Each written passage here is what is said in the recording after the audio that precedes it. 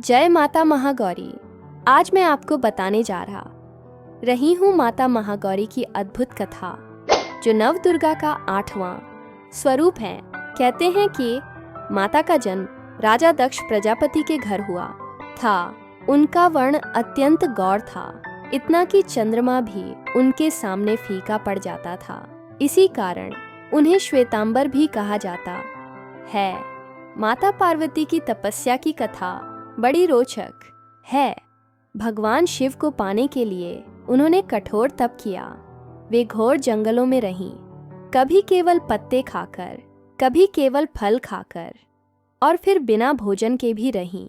गर्मी में पंचाग्नि तप किया और सर्दी में जल में खड़े रहकर तपस्या की।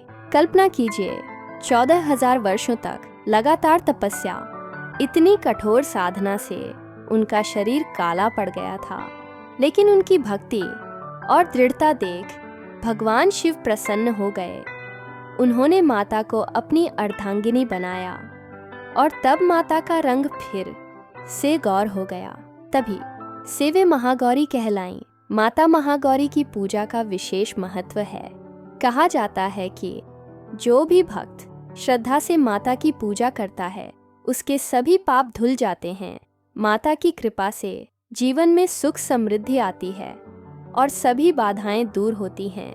नवरात्रि के 8वें दिन कन्या पूजन की परंपरा भी माता महागौरी के प्रति श्रद्धा का प्रतीक है। कन्याओं में माता का स्वरूप देखा जाता है और उनकी पूजा की जाती है।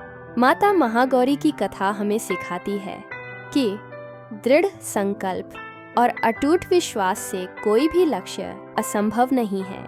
वे हमें धैर्य और समर्पण का पाठ पढ़ाती हैं। आइए हम सब माता महागौरी की भक्ति में लीन होकर उनका आशीर्वाद प्राप्त करें। जय माता महागौरी, जय माता दी।